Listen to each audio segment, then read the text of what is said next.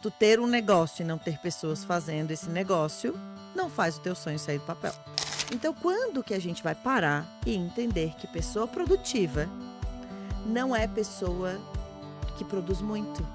Saiu agora um relatório de empresas envolvidas numa espécie de cartel do mercado de trabalho. Era uma vez.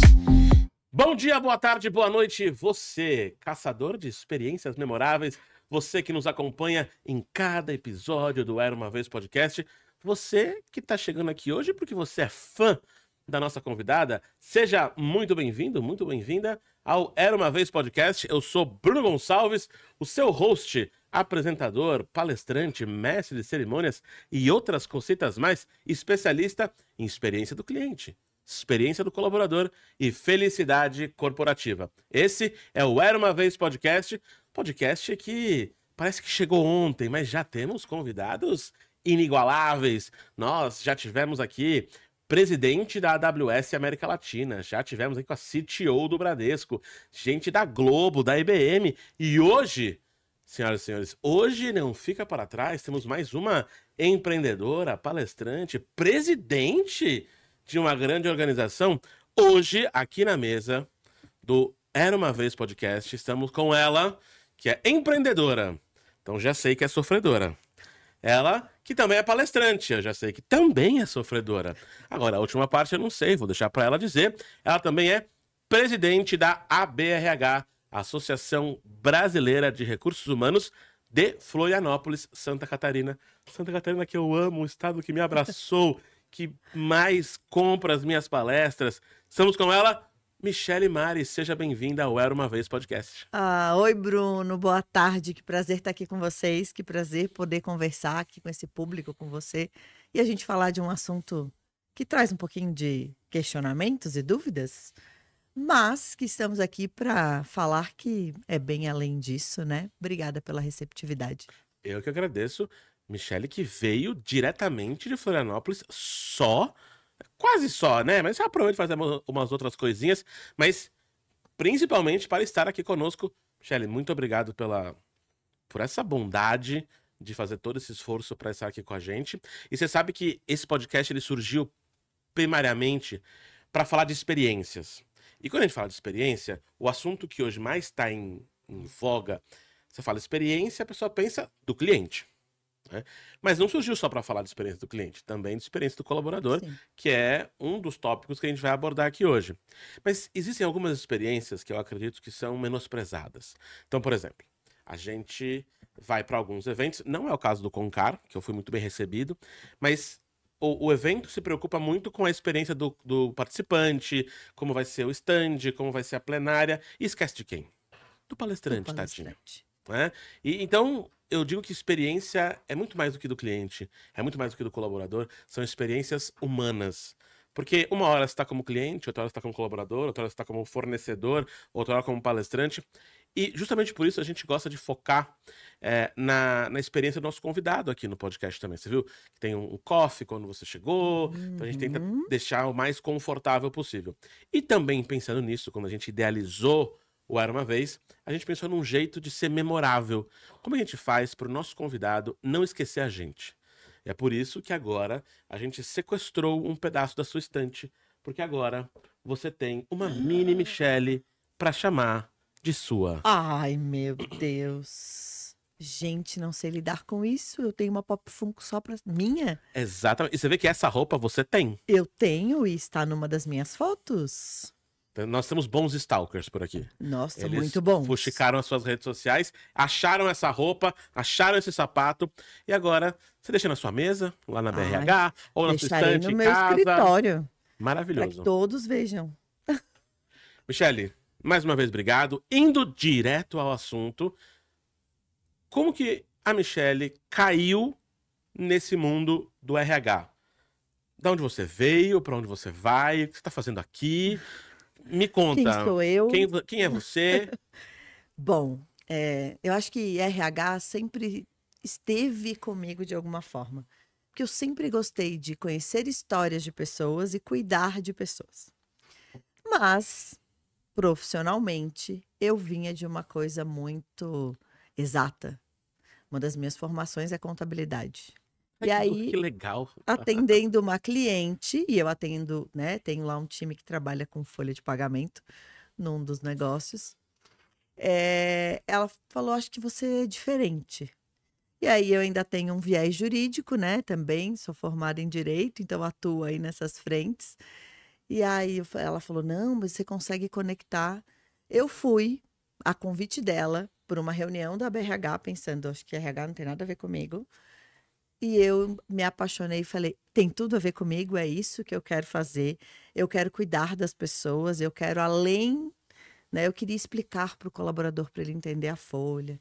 Então, dali surge o meu Ikigai, então, né? Que vem unir leis, pessoas e propósitos.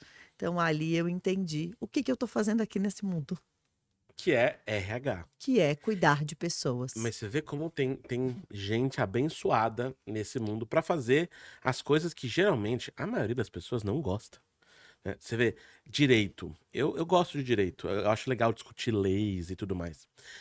Mas contabilidade. Nossa, eu acho que se o meu. E tomara que o meu contador não esteja ouvindo isso.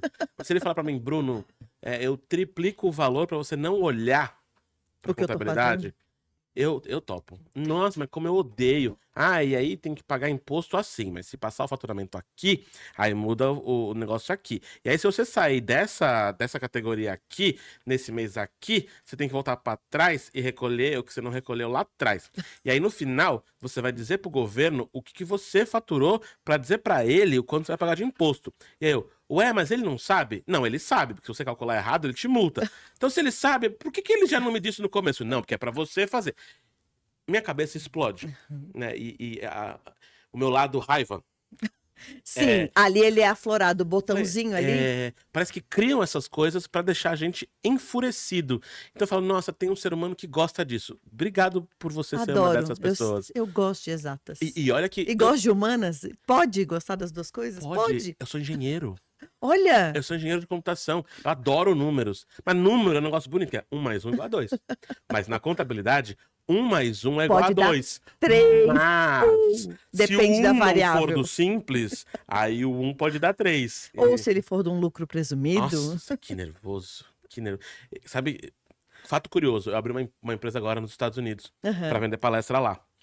E aí eu já fui preparado, porque eu sou brasileiro, né? Aqui a gente dificulta, porque difícil é mais legal. Isso. E aí eu Lá fui não. pra lá e eu perguntei, e aí, como é que é imposto, não sei o que lá. Como é que é nota fiscal? Ela falou assim, como assim? Eu presto serviço, a empresa precisa saber que... O que eu faço? Não, você vai no Word, você Faz um cria uma recibo. invoice, Sim, isso. e na invoice você coloca... Mas e o governo? Não, no final você vai falar pro governo quanto que você faturou. E E se se eu você que... mentir? Você não vai Tudo mentir. bem. Você Não, mas vai mentir. E se eu der prejuízo? Aí você não paga imposto. Uhum. Ah, então o governo é meu sócio, mas só se eu der lucro. Como todo sócio. Que legal. é diferente. É muito diferente. A maior dificuldade que teve aqui, né, a gente falando da invoice, é quando os contadores começaram a receber as invoices aqui, e eles diziam assim, ó, o que eu faço com isso? E aí a pessoa falou, não, eu preciso de uma nota. Eu falei, gente, os Estados Unidos não emite nota, é invoice. E só. E só, Eu achei maravilhoso. Eu posso Mas fazer é a minha nota do que eu cultura. quiser. né? A gente fala de cultura. Exatamente. Exatamente. Então lá as pessoas fazem questão de declarar, porque lá se elas pagarem a mais volta para elas, vem benefícios de volta. Exato. Então é cultura, é cultural e faz parte da educação. E aí a gente chega no RH, que geralmente você vai ver, tem inúmeras páginas na internet de memes de RH, que geralmente o RH é o vilão da história. É o mal da história. E aí, eu acho que de maneira positiva começou a surgir alguns perfis de comédia, como eu encontrei no Concara no passado, Sim. o menino do RH, Do menino DRH.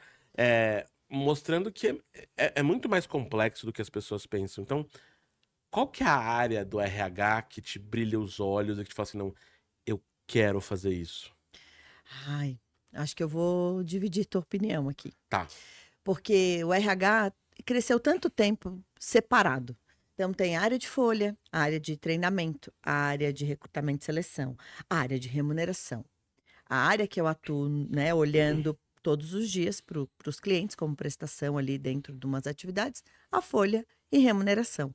Mas se todas as áreas não estiverem juntas e a pessoa não gostar de entender todas elas ou vivenciar, nada funciona. Remuneração não funciona sem treinamento, recrutamento não funciona sem remuneração e sem treinamento. Então, as pessoas acabam ficando isoladas e aí criou-se caixinhas e as pessoas trabalham separadas quando elas, na verdade, deviam unir forças. Então, a área que eu gosto de RH é da área que é completa, assim como a gente RH. sendo integral, né? Não tem como a gente desassociar as coisas das Maravilha. pessoas. Maravilha. E até algo que eu acredito, depois de entrar um pouco mais a fundo em RH, a gente entrevistou aqui a Roberta Serafim, que é RH da Léo Madeiras. Eu até indiquei ela para palestrar. Você falou, a gente já conhece. Não precisa indicar quem a gente já conhece. Isso, quem já é Ela é maravilhosa. maravilhosa. E ela fala de RH como cadeira estratégica de negócio.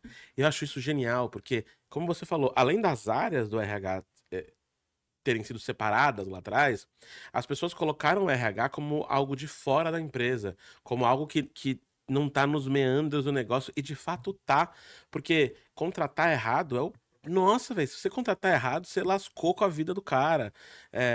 Enfim, você entende RH, além de ser integral em si, integral com a empresa também? Sim, entendo. E assim, acho que uma das coisas que, quando eu ouço ela falar, já faz sentido há bastante tempo. Como empreendedora, a gente também olha para essa questão de negócio. E quando eu olho, o RH é estratégico. O RH ele já é estratégico por si só, porque a estratégia dos negócios são pessoas. Tu ter um negócio e não ter pessoas fazendo esse negócio, não faz o teu sonho sair do papel. Então, quando eu falo de RH estratégico, ele não é um RH estratégico, ele é um RH que precisa entender de estratégia de negócios. O RH precisa entender de negócio. O que é negócio, qual é aquele negócio, o que aquele negócio precisa, quais são os concorrentes daquele negócio e o que eu consigo materializar e fazer chegar na linguagem das pessoas que trabalham comigo, que às vezes não têm, dependendo do local que está, elas não vão ter a visão de um negócio estratégico, mas elas podem ter uma visão de negócio dentro da linha delas, que faça com que elas enxerguem por que elas estão ali, por que elas são importantes, por que elas precisam trabalhar. Então, eu acho que RH, sim, concordo plenamente com ela. Tem que entender de negócio. Maravilhoso. Você acredita, e aí é um pouco polêmico, tá? Eu Uhum. gosto de polêmica. Eu fui head de experiências no Hop Hari. Hop Hari, você já ouviu falar, né? Sim. Hop Hari, o país mais divertido do mundo. Eu me dei o título de ministro das experiências, porque porque é um país. Se é um país, claro. Exatamente. E como head de experiências, o meu papel era trabalhar a experiência do colaborador para chegar na experiência do cliente e afetar esse meu cliente na ponta. Isso aconteceu de maneira efetiva e foi muito legal, porque primeiro a gente conseguiu o GPTW, né, que eu acho que é um baita selo para Muito. mostrar que as pessoas estão dispostas a fazer e que elas estão reconhecendo o trabalho da empresa. Eu fiz uma ronda pelo parque para descobrir onde o ar-condicionado não funcionava, onde o ventilador devia estar instalado e não está, onde o colaborador está ficando e está com o sol batendo e não tem guarda-sol e tudo mais. Então, acho que isso refletiu, e não foi um trabalho só meu, obviamente, refletiu no GPTW. E o mais legal é que refletiu na experiência do cliente na ponta, porque a gente conseguiu voltar ao auge de 1 milhão de visitantes. Isso já em 2024. Uhum. E aí lá, RH era gente e gestão. Uhum. E eu acho que faz sentido porque eu tô falando de um parque, né? Então é o Ministério de Gente e Gestão. Sim. E aí você vai para alguns lugares, não, o RH virou o departamento de People. Ou o RH virou Gente e Gestão. Outros lugares, não, gente, RH é RH, eu não sei por que essa frufruzeira. E aí, os que são os defensores da mudança de nome, eles dizem que gente não é recurso para eu chamar de recurso. E quem é a favor do nome dos recursos humanos fala, gente, pelo amor de Deus, o nome não influencia, o negócio é ser melhor e ser estratégico. Uhum. Qual é o seu time? Ai, o meu time é do seu time. Porque a gente chamar recursos humanos e chamar gente gestão, chamar área de people, se nenhuma delas expressar o que é a essência das pessoas, o que adiantou chamar de people se o que eu estou fazendo é não cuidando das pessoas, não cuidando da experiência? Então, Da People. entende? Eu acho que pouco importa e as pessoas não vão olhar para o nome, porque não é o nome que vai trazer quem eu sou. Perfeito. Eu preciso extrapolar dizer quem eu sou. Então, quando eu extrapolo, as pessoas é que vão me chamar pelo nome que elas querem me reconhecer. Então, é a área de recursos humanos. Não, porque a área de people daquele lugar, porque se é assim que a pessoa identifica, e eu posso estar lá com o nome da área de recursos humanos. E tá tudo certo. Tá tudo certo. Porque não é o nome que vai dizer quem eu sou. Às vezes eu quero botar um nome para dizer que sou algo que eu ainda não sou. Se quiser chamar de Carlinho de Jesus, tá tudo Tá certo. tudo bem. Eu tenho uma tese, e geralmente quando eu vou fazendo entrevistas, eu vou colocando minhas teses pra ver o que a galera acha. E eu tenho certeza que você concorda, porque a minha tese, quando eu comecei a falar de experiências, é que eu não consigo falar de experiência do colaborador, de a experiência do cliente, e eu bato isso na galera de CX. CX, não dá pra falar de CX, de experiência do cliente, se antes a empresa não estiver disposta a falar de experiência do colaborador.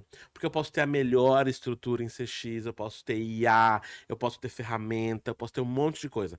É como o nosso patrocinador aqui, que é a Era, que tem uma ferramenta específica de Omnichannel que ajuda o colaborador a atender o cliente. Fica mais fácil para ele. Então eu estou pensando na experiência dele, para que a do cliente seja melhor. Então, não dá para falar de experiência do cliente sem falar de experiência do colaborador. Ninguém entrega o que não recebe. Você concorda? Muito. A gente só dá o que a gente tem. Exatamente. Então, quando eu falo de experiência do cliente, para mim, eu acho que colaborador também é cliente, mas ele é nosso cliente interno. Se o nosso colaborador não nos compra, não é o nosso cliente que vai nos comprar. O nosso cliente talvez compre se eu for lá vender. Mas e o colaborador que está lá que vai atender ele? Se esse colaborador não é olhado, não é cuidado, não é gerido, não tem uma boa experiência, não tem um bom lugar, um bom ambiente, não é ouvido, o que adiantou? Aí ele vai ouvir o meu cliente, ele não vai ter a mesma paciência com o meu cliente. Exatamente. Tem um CEO que ele é polêmico, mas eu gosto de uma... E assim, eu geralmente tenho ranço de guru. Sabe aquela galera que vem com fórmulas prontas? Tem um especial, não vou dizer o nome, mas... tem que trabalhar 72 horas por semana, senão você não alcança sucesso. Assim que ele falou essa giromba na internet, o Ministério Público do Trabalho foi pra cima dele. E eu espero que seja condenado, porque... Como trabalhar 72 horas? O cara não, é 72 doente. horas porque ele é empreendedor, daí talvez ele trabalhe. Não, ele fala, não, porque eu chego lá no lugar da empresa e tem gente trabalhando domingo, e tem gente trabalhando de madrugada, e tem gente trabalhando agora. E aí você vai no Glassdoor, que mudou de nome agora. Enfim, o Glassdoor. Todo mundo sabe que é o Glassdoor. Vendido, mas foi vendido. Glassdoor. E aí no Glassdoor você vai ver lá, que é tipo o Reclame Aqui dos colaboradores. Das pessoas, que deu Love Mondays. Acho que é Monday agora, acho que é isso.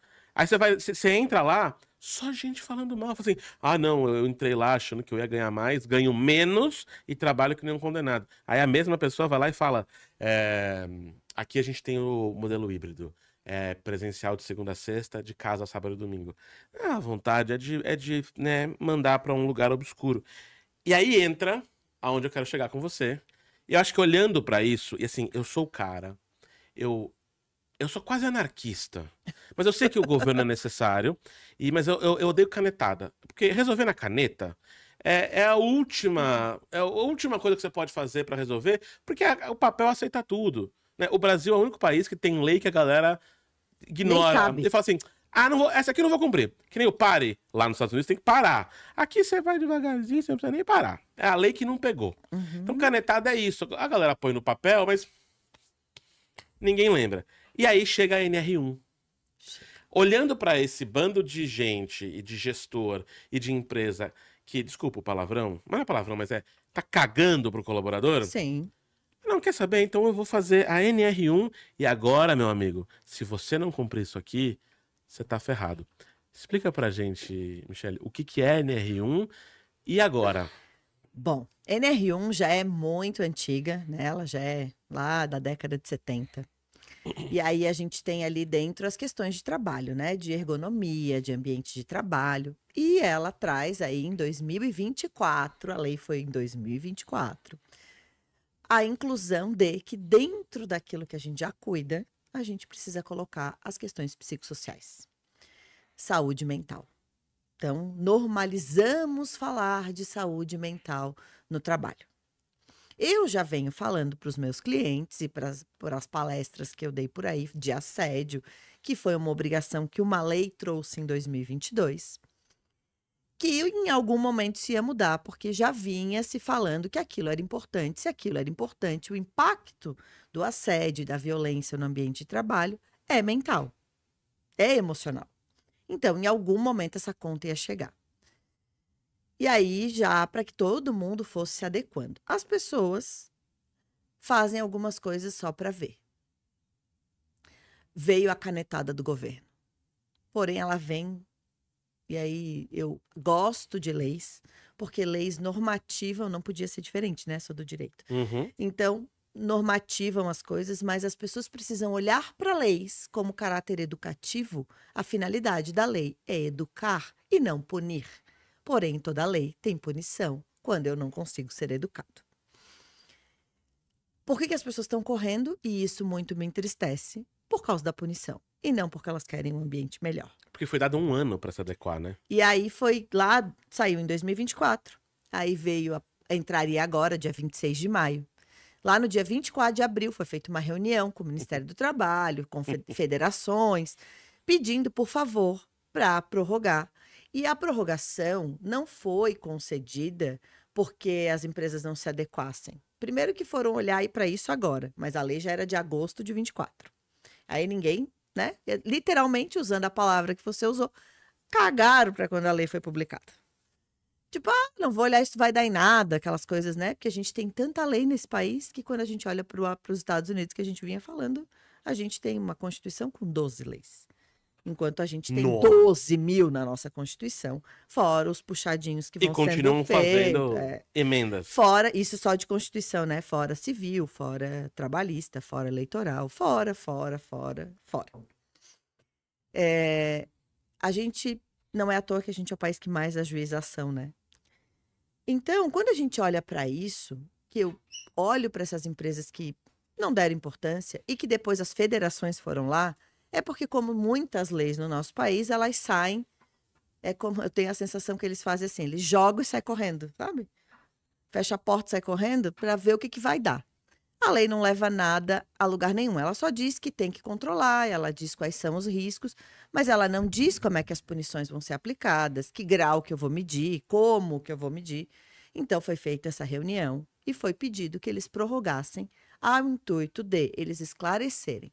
Então, existe uma promessa de que vai sair, né, 90 dias lá desde 24 de abril, que vai sair uma cartilha explicando como que eles vão fazer. E formar um grupo tripartite que vai ser formado pelo governo, pelas federações, pelo lado empregador e lado dos empregados, sindicais, para que se discuta o que é viável e o que não é.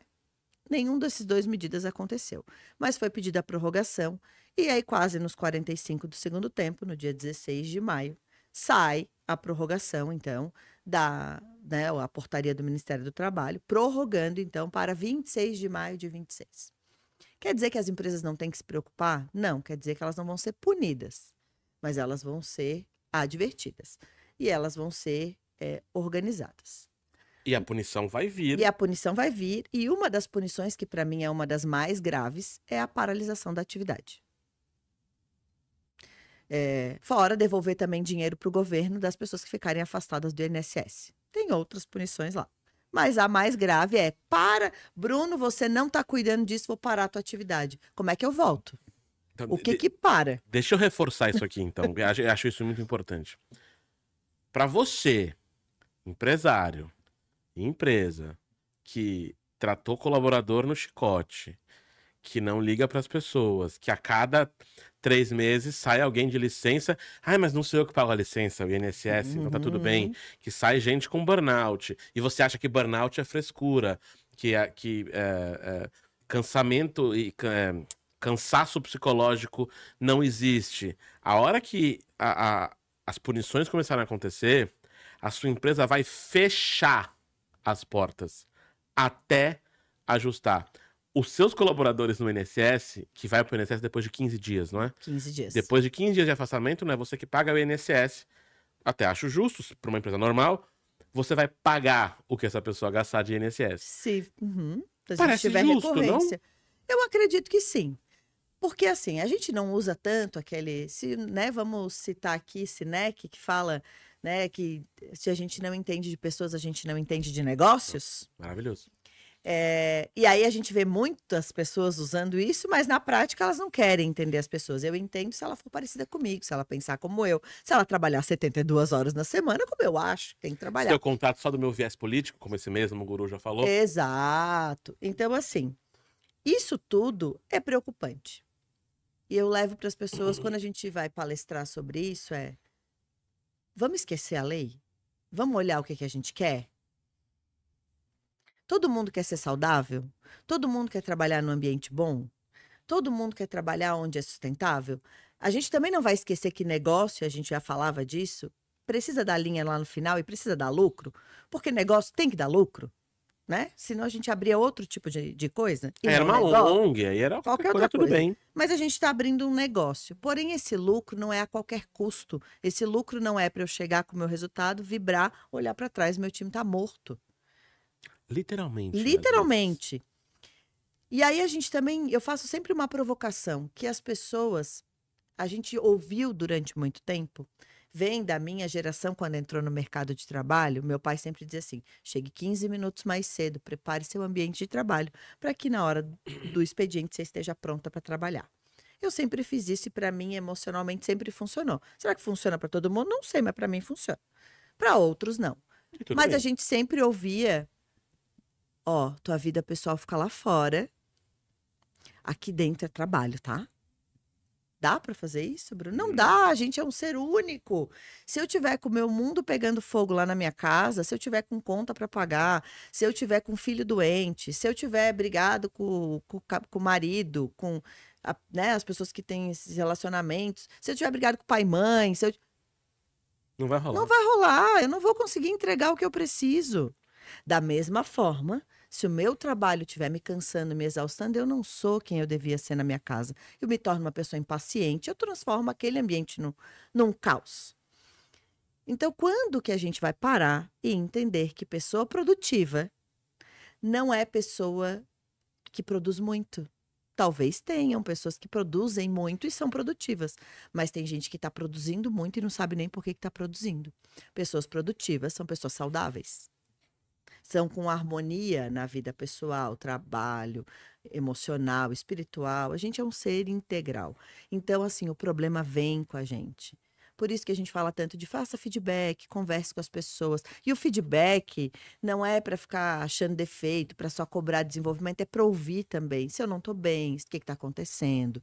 Se eu estou mais calada, porque o colaborador muda de comportamento. E o feedback pode ser positivo.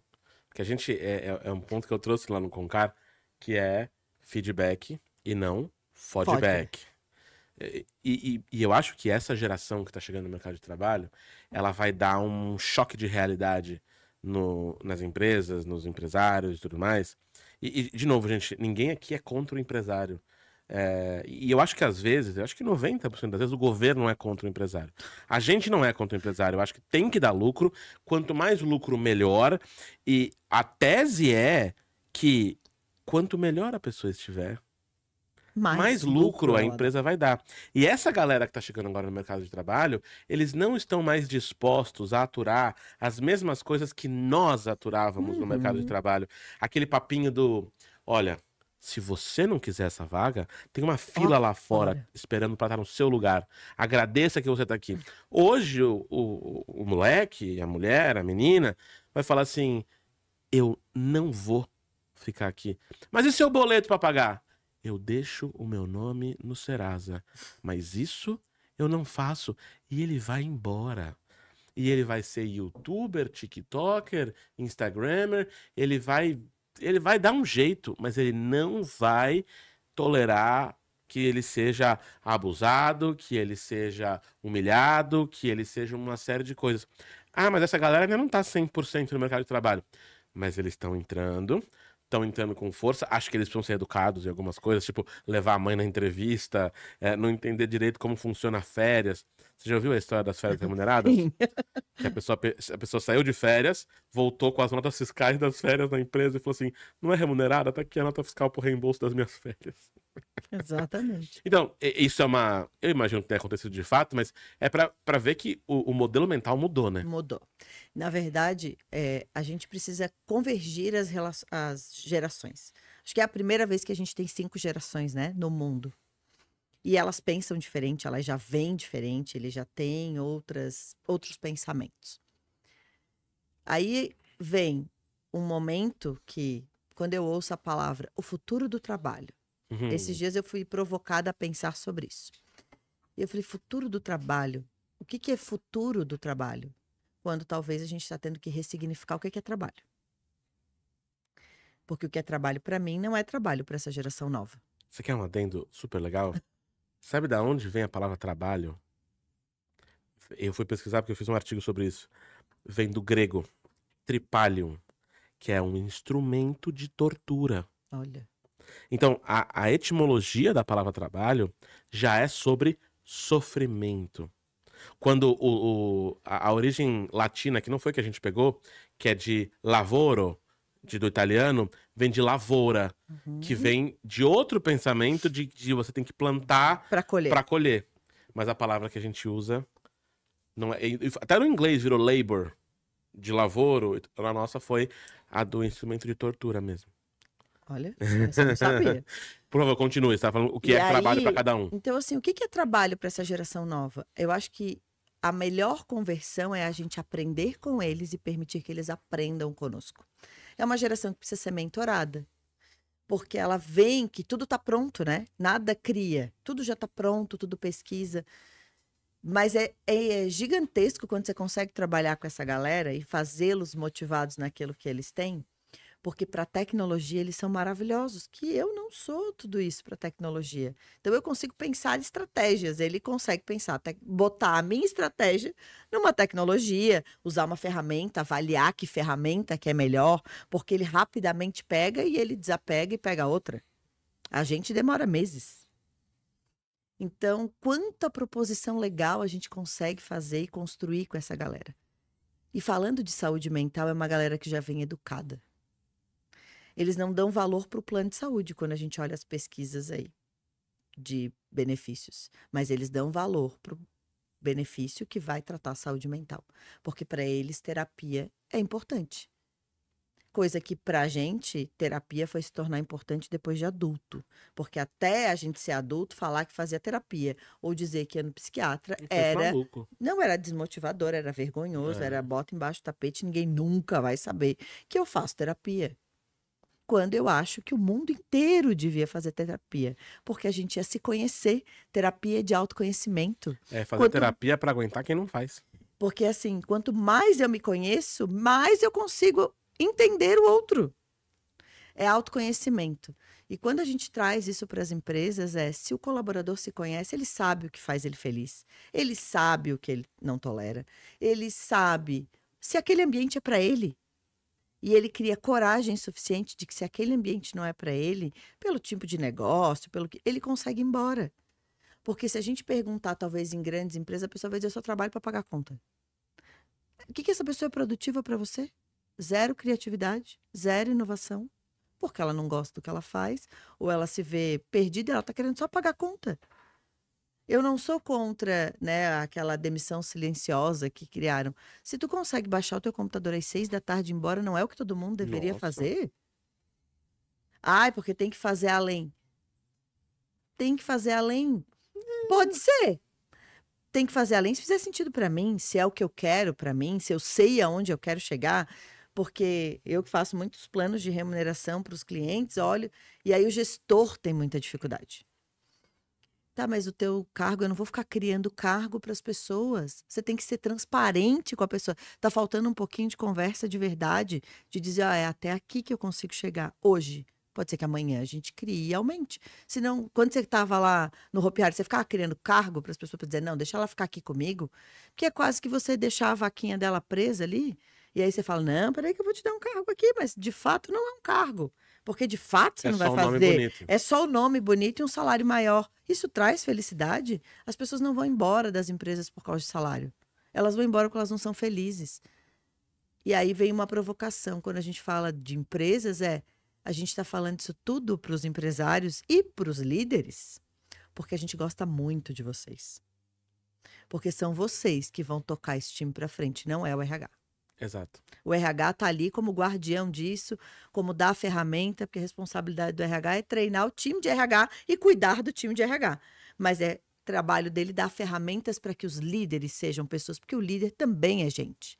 E ele se sente feliz trabalhando 20 horas por dia? Não, é por isso que essa galera não quer ser líder como a gente é. Exatamente. Porque ele olha e fala assim, meu Deus, se o meu líder trabalhar 20 horas por dia, ele for mega feliz porque ele viaja um monte, ele aproveita, com certeza ela queria ser líder. Mas ela olha um líder que não faz nada, que nunca se diverte, Que não tira que férias. não tira férias. Esses dias até me questionaram por que eu postava nos meus status no final de semana quando eu vou nos shows que eu gosto. Falei, porque a vida é feita disso? Porque eu preciso mostrar onde é que está meu equilíbrio, a minha harmonia. É ali que eu alivio a minha cabeça. Então, não tem nada de errado você mostrar que está de férias, você mostrar que está Lógico que não. curtindo, porque é justamente isso que eu quero que você pense, que é assim que eu mantenho a minha saúde mental em dia. Porque a parte ruim a gente nunca mostra. A sessão da terapia a gente não mostra, o choro na terapia a gente não mostra. Mas faz parte da vida. E eu faço tudo isso para que eu possa celebrar e para que eu possa produzir. Eu acho que as pessoas. E aí eu acho que talvez a geração Z tenha entendido melhor de que o trabalho faz parte da vida e ele não é a vida. E engraçado, isso é um conceito que eu tenho na minha cabeça desde quando eu tava lá dentro de uma empresa, CLT, que uma vez eu virei pro meu chefe, eu acho que eu fui um pouco. Não sei se foi desrespeitoso, mas num momento de feedback meu pra ele, que eu tava muito irritado, eu falei assim, às vezes eu tenho a sensação que a empresa acha que ela é a última bolacha do pacote. E ela não é prioridade na minha vida. Porque se a minha mãe... A gente pode estar... E eu vou falar até agora. A gente pode estar no meio da palestra. A palestra lá no Concar. Palco principal. Se alguém me sinalizar que a minha mãe tá passando mal e eu preciso sair correndo pra ir vê-la, me desculpa... Me desculpa, BRH, me desculpa, Concar, eu vou descer do palco. Vou pedir desculpa para as pessoas e vou pedir embora. desculpa e vou embora. E eu falei isso pro meu líder na época, eu falei assim, cara, quem tem filho, o filho é prioridade, quem tem esposa, a esposa é prioridade. Vocês devem estar, sei lá, no 4, 5, e olha lá, porque é por meio da empresa que tá vindo dinheiro.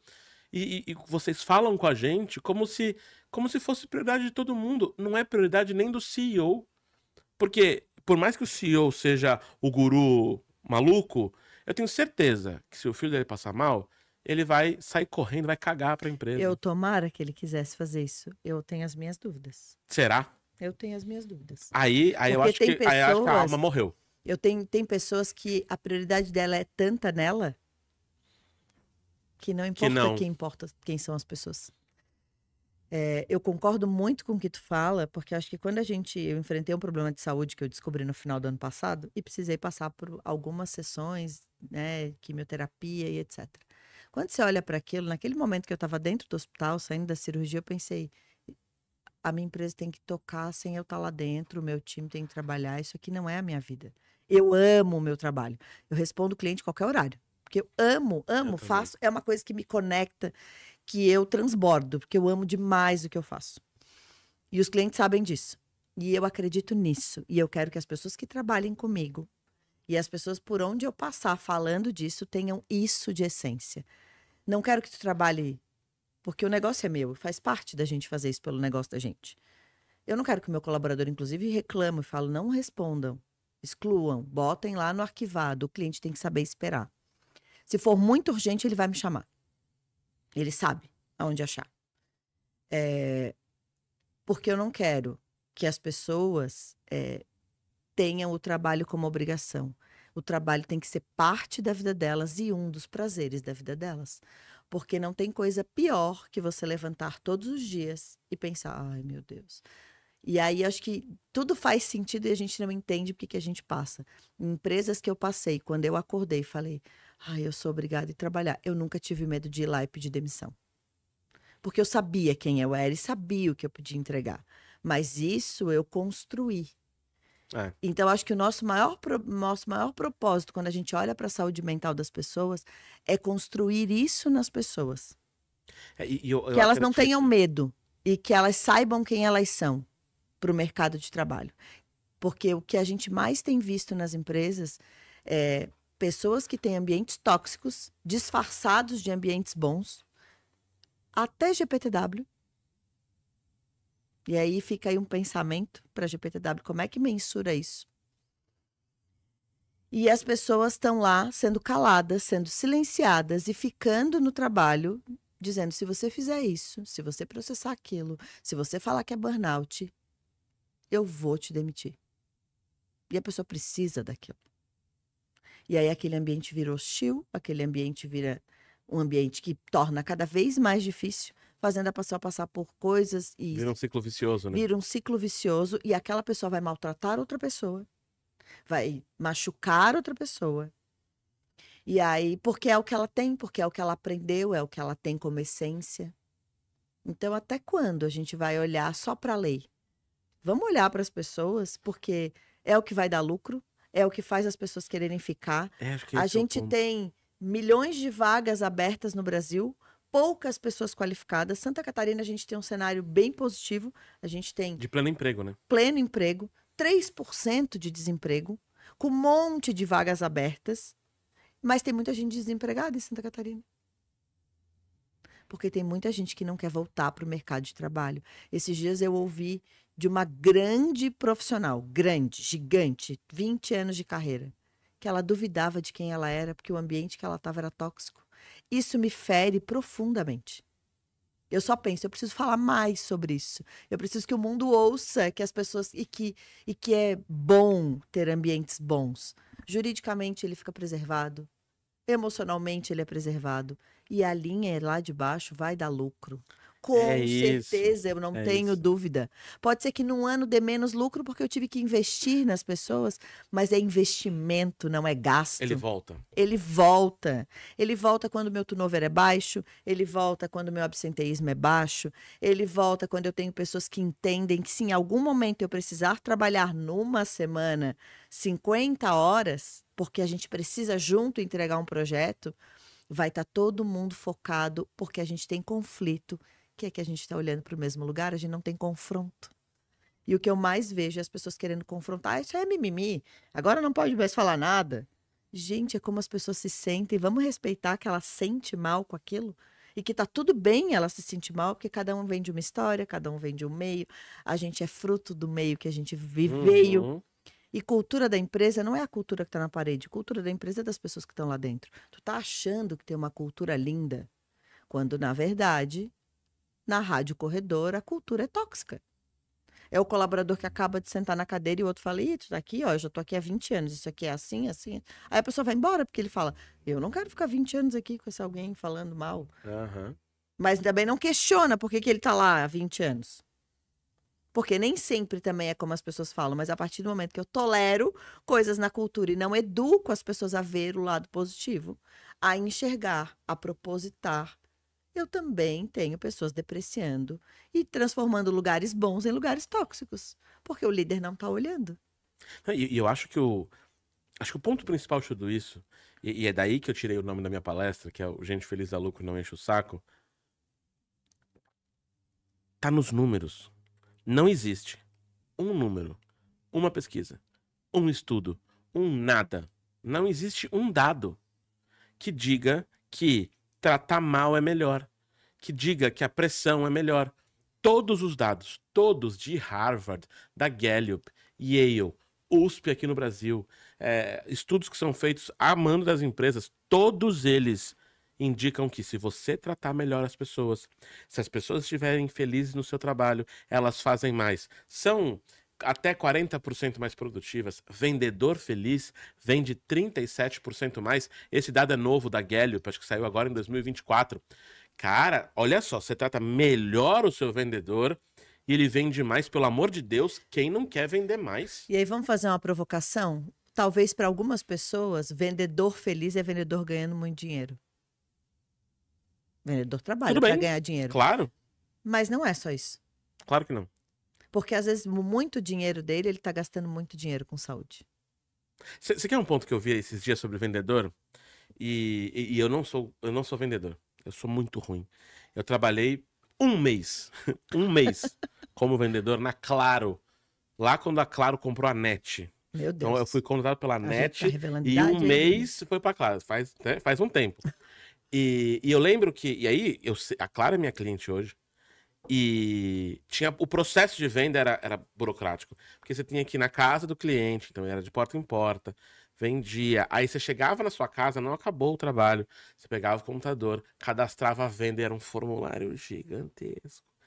E aí eu perguntava pra quem trabalhava comigo, tinha gente que vendia muito, tinha gente que ganhava 15, 20 mil reais só de comissão, era muito dinheiro. Eu nunca ganhei mais que o salário mínimo.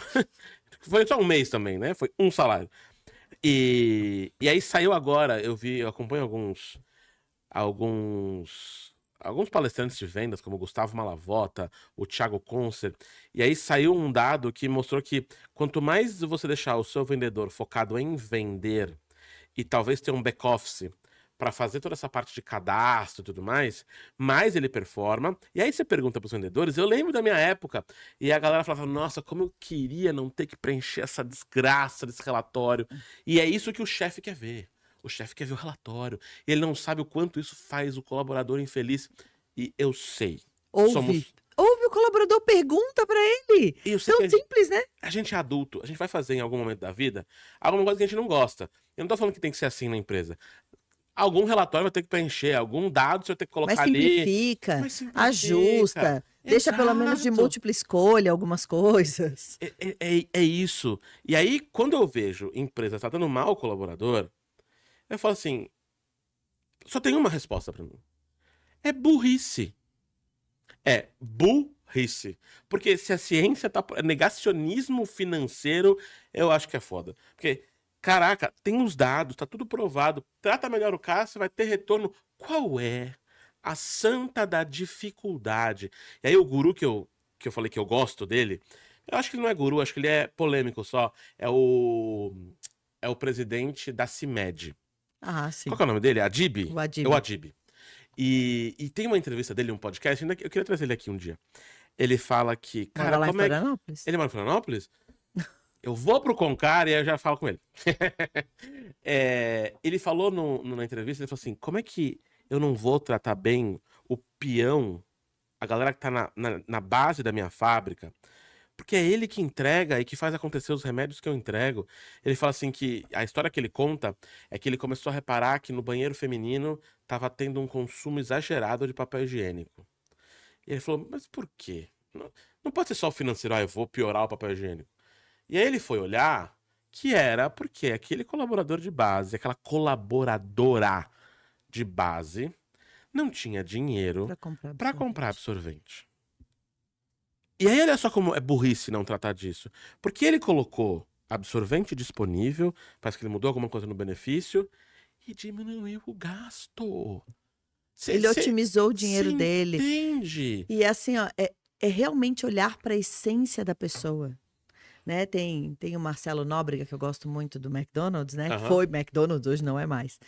E aí ele trouxe esses dias, ele falou assim que ele pegou 3 colaboradores de primeiro emprego, que é dessa nova geração. Aí ele falou assim, olhou pro RH e falou, ele diretor de RH, falou, eu quero saber o que eles fizeram com o primeiro salário. Aí um deles comprou, responderam lá o formulário, um deles comprou um Nike, o outro comprou um tablet, uma menina comprou um tablet e um outro comprou uma bicicleta. Daí ele falou, eu quero ir conversar com eles, mas eu quero entender aonde eles moram. Eu não quero conversar com eles na empresa. Eu quero ir lá no ambiente deles. E aí ele foi. Ele falou, comunidade muito carente, as pessoas se sentiram lisonjeadas, o diretor de RH tá vindo aqui. E aí ele falou, fica tranquilo, não tem vergonha, né? Porque são pessoas humildes, mais simples. O que comprou o Nike, ele falou, por que você comprou um Nike? Você queria, era teu sonho? Ele falou, não, porque meu irmão nunca ganhou um presente de aniversário. Então eu quis dar o tênis que ele queria, que era um Nike especial. Ele, Aí ele foi pra segunda. Você comprou um tablet, você tá estudando, o que você fez? Não, é que a minha mãe faz bolo pra fora. E a minha mãe, então agora com o tablet, eu criei uma conta no Instagram, porque o celular era muito pequeno. Então no tablet a gente bate foto, ela tem o Instagram do bolo, agora ela tá vendendo muito mais bolo. E o terceiro, da bicicleta, ele falou, eu pedalo. E eu pedalo aqui na Marginal, em São Paulo, tal. E ele falou, e você pedala onde? Ele falou, não. Eu comprei a bicicleta pro meu pai, que daí meu pai economiza o Vale Transporte, o dinheiro do Vale Transporte. E quando ele vai fazer compra no supermercado, ele pode pegar esse dinheiro e comprar umas besteirinhas aqui, umas coisas gostosas aqui para casa. Aí eu fiquei pensando, você precisava entender onde a pessoa estava e o que era prioridade para ela. Só a coisa não contava a história Só completa. a coisa não contava a história. E talvez muitas pessoas falaram, nossa, gastou o dinheiro todo para comprar um Nike. A gente já tem para aprender com essa geração. A gente tem para aprender com a saúde mental e como que para aquela pessoa... Você imagina como que aquele colaborador, quando pegou o salário, foi lá e gastou comprando aquilo, investiu, né? Porque nem gastou. E a alegria dele de ver o sorriso da outra pessoa. Você acha que ele não voltou melhor para trabalhar? E depois ele ter a atitude dele reconhecida pelo diretor do RH? De entender que ele foi humano? Será que isso não transforma o ambiente de trabalho dele? E como eu não olho pra essa pessoa que pegou o próprio salário e investiu para um terceiro, para um filho, para um pai, para uma mãe em necessidade, como que eu não vejo que isso é caráter? E como eu não olho, viro para esse líder desse cara e falo assim, se você perder esse colaborador, eu te mato. Ele precisa ser só aperfeiçoado, porque ele não sabe tudo. Porque o mais difícil é caráter. Isso não dá pra treinar. E aí você descobre que você tem. E aí melhora, você descobre como é que você motiva essa pessoa. Porque vai ter gente que você vai motivar com dinheiro. E tá excelente. Tá ótimo. Vai ter gente que eu vou motivar com outra coisa. Por exemplo, tem um escritório de advocacia que eu atendo. E aí eu fui pra lá treiná-los no Paraná. E a gente fez um treinamento sobre inteligência emocional. Uhum. Problema de turnover, a mesma coisa. E aí eu fui entender como a empresa estava funcionando e eu vi que tinha uma funcionária especialmente muito feliz, muito animada. Era a mais agitada. E eu falei, nossa, mas a gente tá com um problema de turnover, mas ela tá muito feliz. Não era o que eu esperava encontrar. E aí quando eu perguntei para um dos donos do escritório, ele falou assim, não, é porque ela fez uma bariátrica e a gente bancou a bariátrica. Porque o plano de saúde nosso disse não. A gente é um escritório de advocacia, a gente podia entrar com um processo e esperar e demorar e tudo mais. O que Ia ter gastos também. O que a gente vai fazer é isso para o plano reembolsar, mas a gente pagou a bariátrica. E aí ele falou, lógico, a gente colocou em contrato que ela não pode sair. Então... Mas eu falei para ele, você acha que ela quer sair? Ela não quer. Acho que a empresa tá certa em se proteger, mas ela não quer sair. Não, assim, Ela tá feliz. E assim, ó, por mais que ela queira sair, não é porque a empresa não serve, é porque talvez a carreira dela e o espaço dela ali é outro. Da mesma forma, eu tenho um escritório que eu atendo, né, que eu construo a remuneração para eles. E aí eles me trouxeram assim, nossa, a gente tem uma colaboradora aqui que está com a gente há muito tempo e a gente vai promovê-la, porque nós sócios queremos ir para o conselho, a gente quer ter um conselho e ela vai ser promovida. Ela vai ser a advogada do escritório. A CEO do escritório. A CEO do escritório. Eu falei, nossa. Aí eu olhei para eles e falei assim, nossa, que legal. E ela sempre manifestou essa vontade. Ele olhou para mim e falou, quem não tem essa vontade? Eu acho que temos um problema. Mas acho que vocês deviam perguntar para ela. Aí perguntaram. E aí ela respondeu, não, eu não quero, porque eu estou estudando para ser juíza. Estou fazendo escola da magistratura. Então, que custo tem tu não conhecer o teu colaborador? Resumo, eles queriam passar a sucessão naquele ano. Não tinha mais ninguém, não prepararam ninguém. E uma pergunta simples, conheça as pessoas, ouça a história delas, veja o que é importante para elas. Tinha economizado muito dinheiro. Tem esse negócio de escutar as pessoas, eu acho que é vital, assim. Eu tô construindo um produto além das palestras, porque como você falou, a gente não pode ficar doente. Não. Né? Eu fiquei doente numa pré-palestra agora, e eu tive que tomar uma bomba de remédio para conseguir falar. Porque senão, e o dinheiro já tinha gasto. Então, eu não tinha como ficar doente. Então, eu tô construindo um produto que vai além de uma consultoria, mas é de como construir felicidade dentro das empresas. E o passo número 1, e esse eu posso escrever lá, é de graça. Passo número 1, conheça as pessoas. One-on-one. A provocação que eu faço pra galera é, líder, pelo amor de Deus, seu papel é de líder e de gestor. Gestor vai cuidar da burocracia, a papelada e blá, blá, blá. Líder é inspiracional. quanto tempo da sua agenda você deixa pra ouvir as pessoas. Ponto final. Você tem que ouvir. Ah, não, mas tô muito atolado. Não importa. Desatola, meu amor. Você tem que ter reunião one-on-one. E aí, sobre isso, a gente entrevistou aqui a Paula Belízia, que foi presidente da Microsoft, foi presidente da Apple, foi VP e presidente no Google, e hoje ela é na presidente AWS. na AWS. Ela é Maravilhosa. maravilhosa. Acho que tem uma Uma coisa no das sangue. mulheres mais inspiradoras. Tem um negócio no sangue ali. Tem, um negócio acho que- no acho que deve ser da sangue. família. Deve ser da família. Deve ser. Eu Eu também acho. desconfio que deve ser da família. E aí, ela falou sobre mentoria reversa. Aí eu, o que é isso? Mentoria reversa, que ela criou na Microsoft. Acho que ela criou, ela deve ter tirado de algum lugar também. Porque conversou com o Bill Gates, né? E ela, presidente da Microsoft, era mentorada, não era mentora, ela era mentorada por uma estagiária. Gente, que visão linda que ela devia ter tido. Deve ter tido. E aí ela falou que não, que chegou lá no dia. E quem tá assistindo aqui agora, vai lá no episódio da Paula pra ver Ela isso. fala no episódio. Ela fala que a menina chega assim, ai, mas o que você quer? Quais são as suas perguntas? Ela fala, não, quem tem que fazer pergunta é você. Quem tem que liderar essa reunião é você. Eu sou mentorada, eu nem me preparei. Quem tem que se preparar é você. E aí? Como é que vai ser essa mentoria? Você imagina essa estagiária mentorando a presidente. E cara, que ideia genial. Primeiro, para conhecer as pessoas. E segundo, para ter uma ideia geral do que se passa para além dele. Porque, bom, você é presidente de uma organização. Você tem lá pessoas que estão abaixo de você. Você tem ideia do tanto de filtro que colocam até chegar alguma coisa em você? Aham. Ah, mas não, isso aqui não... Na empresa já isso acontece aqui isso aqui. Não precisa chegar na Michelle. Isso aqui não precisa chegar aqui. E aí, chega um universo colorido. Então, imagina, quando chega o problema, você pode imaginar que o problema é Ficou 10 bem vezes pior. Bem pior. E aí o líder, e aí o gestor, o dono, o presidente, o CEO, o presidente do conselho, tem uma visão romantizada. Tem um dado que eu adoro usar nas palestras, que é 80% dos presidentes de empresa acham que entregam uma excelente experiência do cliente. Que legal, ótimo. 8% dos clientes concordam. Olha, 72% de vale, de gap.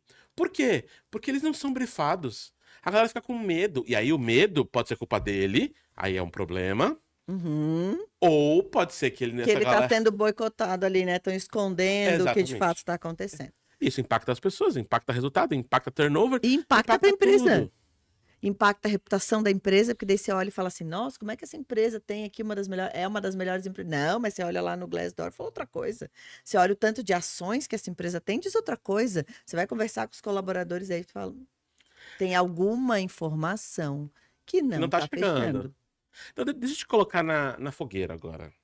Posso? Pode? E eu fui consultor, eu fui do time GPTW no Brasil. Eu não vou falar a pessoa, mas tem pessoas muito próximas a mim que trabalham em empresas Uhum, com selo GPTW. uhum. E saiu agora um relatório de empresas envolvidas numa espécie de cartel do mercado de trabalho, que elas combinavam entre si os salários Uhum.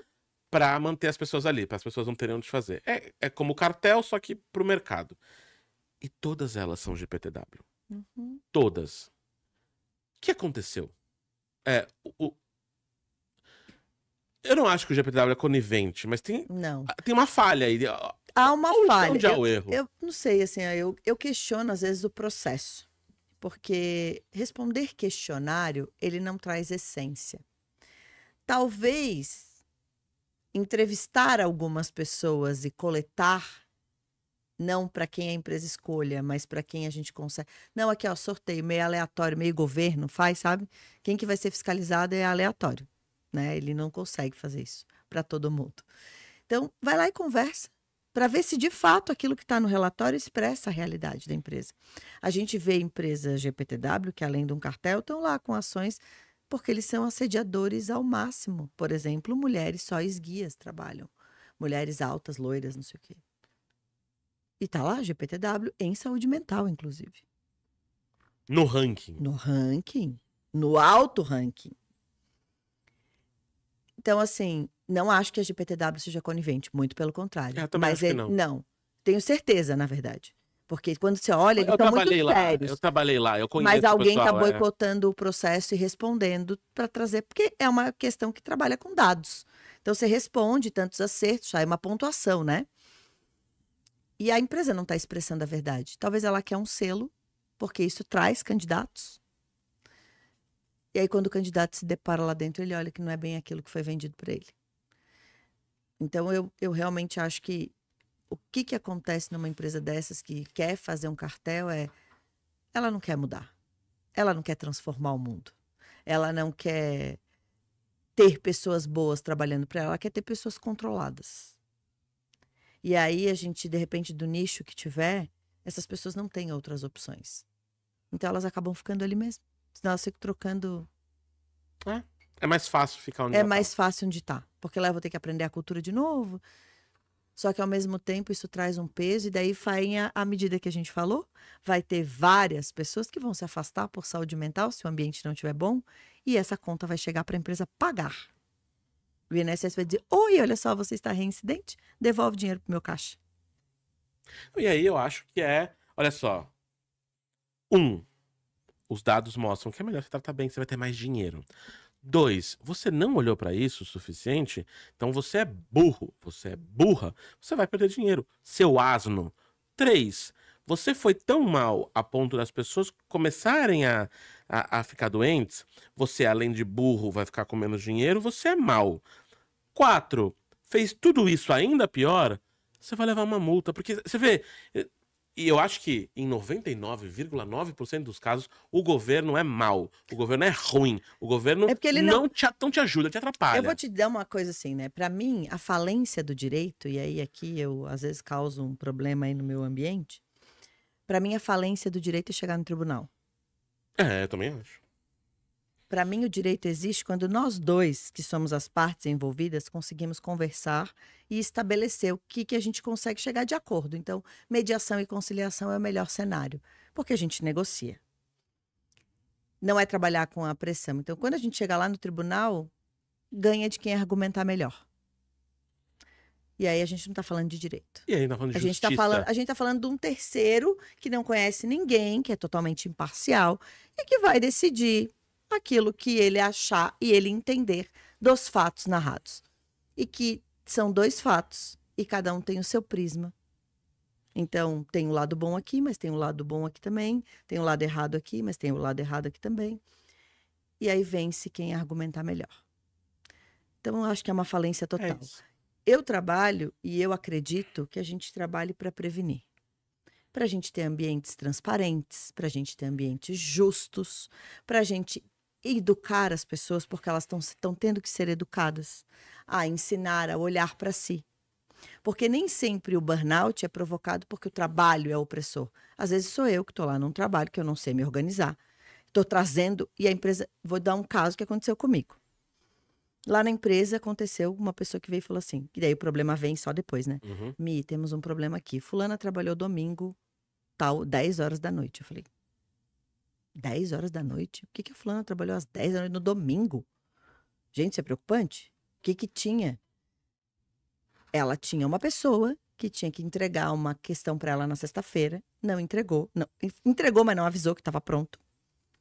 Ela, no domingo à noite, naquele crise de ansiedade, porque eu não imagino outra coisa, pensou, meu Deus, se essa informação não veio, deixa eu ver se veio. Ela viu que veio, ela entrou, conferiu e fez. Era para entregar só na quarta, o que ela tinha para entregar. Ali ela, tá, e o que a gente faz com a hora? Eu falei, a hora tu lança para ela. Mas o que me preocupa não é a hora. O que me preocupa é que gatilhos ela tá tendo. Que ela não consegue descansar no domingo à noite. Que ela tem um ímpeto de ansiedade.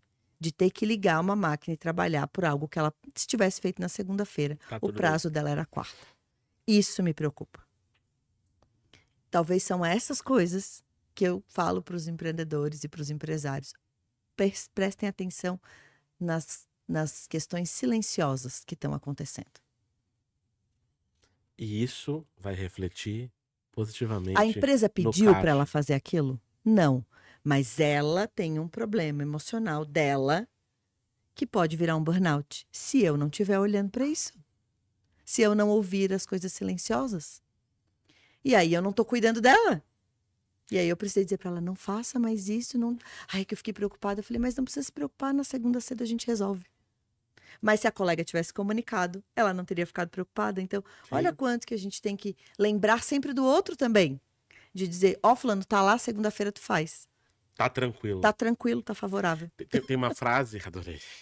Tem uma frase que a gente usa pra cliente, não foi eu que inventei, e também não sei de onde veio, e que dá pra usar nesse caso também, que é: pode não ser sua culpa, mas continua sendo seu problema. Exatamente. Como você falou, não foi culpa da empresa que ela trabalhou no domingo, Mas o problema é meu. mas o problema é da empresa. Uhum. Esse comportamento começar a Porque daqui a pouco ela tá trabalhando casca- sábado, domingo e horário, E e ela não cascateia, desliga né? mais. E aí ela vai pegar alguém e chega pra trabalhar com ela e vai dizer, ó, É assim que funciona. você faz isso, a empresa pede? Não, a empresa não pede, mas olha, é melhor, porque Não senão. pede, mas é assim. Mas ele nunca falou contra eu fazer. É E exatamente vira o isso. comportamento. Ó, eu faço assim, e super dá certo. E aí vira um comportamento. Aumenta a folha de pagamento da empresa, porque tem horas extras para pagar. Aumenta uma pessoa cansada, porque num domingo à noite, às 10 da noite, é uma coisa que me preocupa. Quando eu devia estar já quase dormindo, eu tenho um ímpeto, porque na segunda-feira eu tinha que trabalhar. Exato. Quer dizer que eu talvez passei um fim de semana ansiosa e não aproveitei. Que eu gostaria que ela tivesse aproveitado. Porque lá eu tenho uma norma, eu digo, domingo não. Domingo tá proibido qualquer pessoa trabalhar. Não, mas é que a gente tem um pra gente, domingo não. E não é porque eu não quero pagar. Não é porque os sócios a gente não quer pagar. É porque domingo, sábado, gente, tem um momento de descanso, não tira o teu descanso. Porque meu pai sempre falou assim, ó, quem trabalha demais não tem tempo de ganhar dinheiro, hein? Ferrari não é nada se não tiver freio. Potência não é nada sem freio. Sem freio. Nossa, imagina ter uma Ferrari vermelha, linda, maravilhosa na garagem. Você dirigiria uma Ferrari? Oh, E sem fácil. freio? Se Nunca? não tiver freio? Não, né? Porque eu vou ter medo, eu vou querer acelerar, né? Eu quero andar muito com aquele carro. Então, é justamente isso. Produtividade, você ser alta performance. Vai ver um atleta de alta performance, como é que ele faz? Ele treina pra caramba, mas ele dorme. Ele descansa, Tem ele se alimenta bem. Que dormir. Tem que se alimentar bem. Tem que. Então, obviamente, tem coisa que a empresa não vai conseguir olhar. Mas, Tem que ensinar. exatamente. Porque a gente não foi ensinado na escola. Hoje, a escola da minha filha trabalha. Eu tenho uma filha de 9 e uma de 18, né? Mas a de 9 tem um programa na escola que chama Líder em Mim, que é aquele baseado no livro das 7 competências das pessoas altamente eficazes. E ensina as pessoas que tudo tem que ter tempo do seu tempo. Então, eles já estão sendo ensinados. A gente não foi. Eu já quero ser contratado pela sua filha, já, porque deve Não ser é? uma líder. Então, assim, mas essa geração está aprendendo. Então, como a minha filha tem mais 2.000 alunos lá aprendendo sobre isso. Então, vai sair diferente. A Isso me gente faz não ter um pouco mais recebeu. de fé na humanidade. A gente não recebeu isso na escola, então a gente vai ter que educar as pessoas. Porque eu sempre uso uma frase que as pessoas transformam as empresas. E se as pessoas conseguirem transformar os negócios, as empresas vão transformar o mundo. Porque a gente devolve gente mais saudável isso. para o mundo. E gente saudável para o mundo é uma sociedade melhor. É mais do que as nossas 4 paredes. No final das contas, até pra gente finalizar, quando eu falo de felicidade, e você vê, eu acho que a experiência do cliente desemboca em experiência do colaborador, porque são pessoas que desembocam em felicidade, que eu acho que é o grande hub disso tudo. Quer dizer, quem criou a empresa, deveria, pelo menos, para resolver um problema, e um problema que o mundo tem, que outras pessoas têm, como diz Clóvis de Barros Filho, trabalhar é quebrar o galho de alguém. Uhum. E aí, quando isso acontece, essa pessoa recebe dinheiro que ela vai usar em prol da sua felicidade. Eu vou comprar coisas que eu quero, eu vou dar presente para as pessoas que eu amo. E então, o dono da empresa quer ser feliz por meio da empresa que ele criou, e se ele fizer o colaborador feliz, esse colaborador feliz, ganhando de maneira justa e trabalhando no seu dia a dia, vai fazer o cliente feliz, e o cliente feliz, ele compra mais e alimenta mais essa empresa, que faz o colaborador feliz, que faz o dono feliz, que compra de outras empresas e é um fornecedor mais feliz. É tudo que a gente quer. Tudo que a gente quer é ser feliz. É lógico, tem gente que leva a felicidade de um modo deturpado, tem quem assalta, quem rouba, quem mata, também acha que aquilo vai fazer ele feliz. E aí entram as leis, e aí a gente controla a sociedade. Mas o grande motivador de tudo, para pessoas que estão mentalmente saudáveis, é a felicidade. Se eu tiver com essas pessoas felizes ao meu lado, acabou. Problema resolvido, vai ter dinheiro, vai ter um monte de coisa. O estudo que eu mais gosto de Harvard, que é do autor do livro O Jeito Harvard de Ser Feliz, ele fala. Ele acompanhou 30 alunos por alguns anos na universidade, né, desde que entrou até ali o seu sucesso financeiro e um tempo trabalhando. E ele descobriu que os alunos que mais tiveram sucesso na carreira e que mais ganharam dinheiro, grana, bufunfa na vida, não foram os alunos com as melhores notas, não foram os alunos que estudavam mais, não foram os atletas, foram os alunos mais felizes. É os que iam mais em festa, é os que se relacionavam mais, é os que namoravam mais. Esses que já eram naturalmente mais felizes tiveram mais sucesso. Felicidade não é, eu quero ser feliz um dia. Não, é hoje, é agora. Felicidade é ferramenta. A gente só tem o presente. O passado a gente não tem mais e o futuro a gente nem sabe. E se bobear, ele nem acontece. Então, tudo que eu tenho aqui é agora. Então, essa é a consciência que eu tento levar quando eu vou palestrar, seja para um time da galera do chão de fábrica, seja pro time do STF. E assim, né, a gente ter isso ressalvado, porque se a tua felicidade não é ir para uma festa, às vezes a tua felicidade é ir tomar um café com um amigo. Exato, tá tudo bem. Descobre o que é felicidade para você. Não é ser festeiro, não é... porque também existe o contrário, das pessoas que nunca fizeram nada na vida porque só foram festeiras. Né? Eu faço mestrado em Direito Social e o meu tema é o impacto da prostituição nas famílias. E aí você vê dados alarmantes de pessoas que são potências gigantescas. E as pessoas que virou se vício, mantêm, né? num vício, num boicote de si, fazendo outras pessoas infelizes, porque não são bons no trabalho, não são bons com a família, porque elas ficam com uma fração, com pedaços vazias. Então vai descobrir o que é felicidade para você. Se a felicidade para você é que nem para mim ir para um show de samba, vai. Se a felicidade para você é ir tomar café, fazer trilha, fazer respiração e nadar, descobre o que é felicidade. Se autoconheça. Para finalizar, tem uma frase do Clóvis que ele fala que felicidade é um pedaço da vida que você queria que durasse um pouco mais. Dizer para você, essa entrevista, esse papo foi um momento feliz porque eu queria que durasse um pouco mais. Aí eu olhei pro relógio, já tá em 72 minutos. Mas a gente fala, hein? A gente fala, parece que foram 15 minutos. Então, se a gente queria que durasse um pouco mais, isso é felicidade. É o que eu tento entregar quando eu vou palestrar, e no final eu falo assim, se por acaso, eu sei que não é todo mundo que vai achar isso, mas se por acaso alguns de vocês queria que essa meia hora, que essa uma hora, que essa 1h30 durasse um pouco mais, seja bem-vindo. Você foi feliz durante essa palestra, você foi feliz durante esse podcast. É isso aí. Obrigado pela sua presença. Quer deixar aqui suas redes sociais, seu Instagram, seu LinkedIn, seu TikTok, enfim, diga para as pessoas. Bom, nas redes sociais lá no meu Instagram é a Michele Mari. Então lá tem vários conteúdos sobre isso, inclusive sobre a ANR e sobre essas importâncias. E o meu LinkedIn, Michele Mari também. Vai ser um prazer poder conversar com vocês por lá também. Obrigada, fui muito feliz. Muito obrigado. E se você também foi feliz durante essa 1h13 de podcast, você está no lugar certo. Se você queria que durasse um pouquinho mais, se você gostou dessa entrevista, admita para você, este podcast também te faz feliz, também te fez feliz hoje.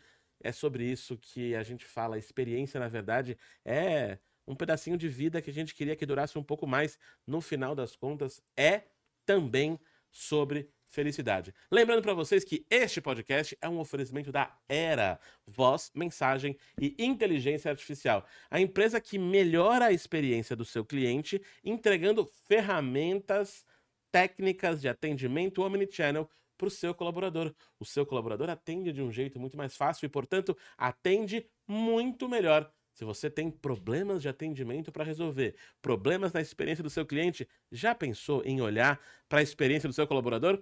Esse podcast só existe por causa da Era. Acesse www.era.com.br e nos aguarde para o próximo episódio do Era Uma Vez Podcast.